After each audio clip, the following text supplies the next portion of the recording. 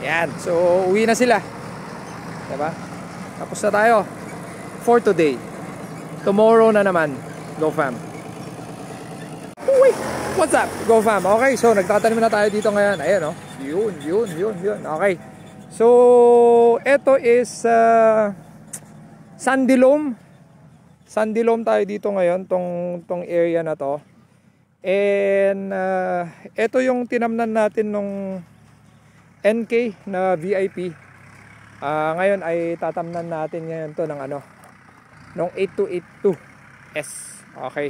So papakita ko sa inyo yung experiment natin ngayon dito, Go Fam. Kasi kakaiba to ngayon. Alright, so bago ko ipakita sa inyo, Go Fam, ito pala honest review. Ito yung observation ko lang naman, no. Wala naman sa hindi naman sa paninira. Okay, hindi naman tayo naninira, wala naman tayong mapapala doon eh. So observation ko lang to. Hindi ko alam kung naobserbahan nyo, pero ako lang to So, ang napansin ko dun sa BGT compared sa VIP, parang ang explanation sa akin, Go Fam, is, di ba yung mga pananim, meron siyang mga katangian, may mga traits, yan. Parang ang mangyayari ata dyan is hindi mo makukuha lahat yung traits na gusto mo. So, meron kang, like for example, high yield. Ayan yung isang mga gusto natin, di ba? Tapos yung protection, okay? Crop protection versus sa mga pest. Or crop protection versus sa mga diseases. Or yung plant height, parang ganyan. So, hindi mo ata daw makuha lahat yon.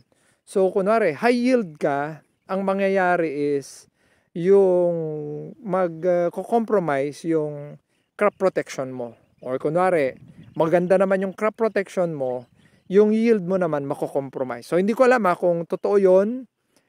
Kung merong mga expert dyan, comment lang kayo. Okay, so ang napansin ko sa VIP versus sa BGT, mas malaki pa rin yung bunga ng mga BGT.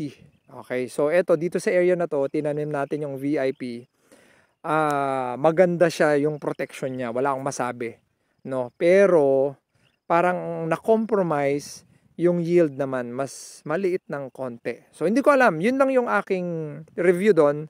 Hindi ko alam sa inyo, Go Fam, kung okay, kung ganun din yung experience nyo. Okay, so comment lang kayo. Okay, so pakita na natin to, Go Fam.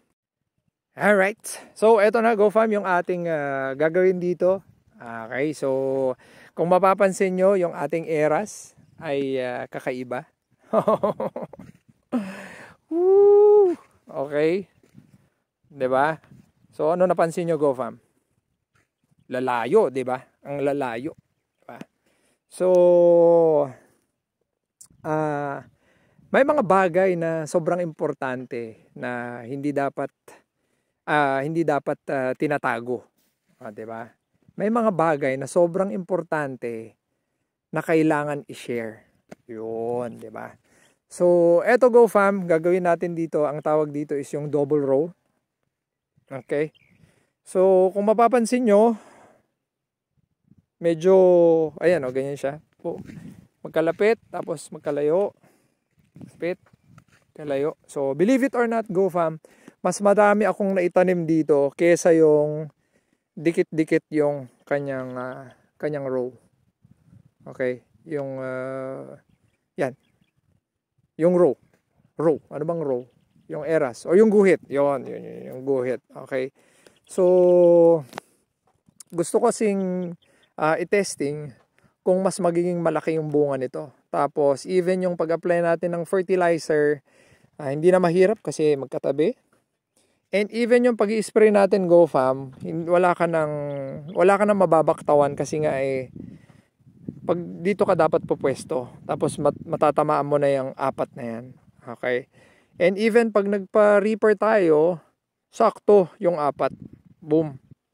'Di ba? So I think mas naisipan natin to, Go Fam, para mas maging uniform yung ating planting hanggang sa pag-harvest, mas maging uniform. Tapos I think ang consequence lang dito siguro is mas may expose yung lupa, which is syempre pag na-expose sa sunlight yan, alam naman natin magkakaroon ng damo, pero alam na naman natin kung paano kontrolin yung damo. Ang pros lang nito, GoFam, is yun nga, from planting to harvest, uniform na tayo. Tapos yung aeration mo, tapos yung daanan ng hangin, magiging goods. So, yan, sinishare ko na to, GoFam. Pero ako muna. Okay, ako muna. Tingnan natin kung magiging okay to. Yun nga, sabi ko ulit may mga bagay talaga na sobrang importante. Kailangan natin i-share. Okay, wag tayong maging madamot kasi nga, ano naman mapapala natin kung mas mataas yung anihin ng kapitbahay natin, di ba? At ano naman mapapala nila kung mas mataas yung ani natin. So, dapat gusto natin. Win-win situation, GoFam. Okay, so, ang kulang na lang natin dito is paano, sana meron tayong mechanized na, na sprayer, no, para madali. Pero meron akong ginagawa, GoFam. Siguro mga nasa 6 meters yon, 6 meters. Para maglalakad na lang yung tao. Tapos hindi na siya nagwawasiwas. Lalakad lang siya sa gitna, tatamaan niya na yan lahat. Hopefully magawa ko yon, tapos ma-share ko sa inyo.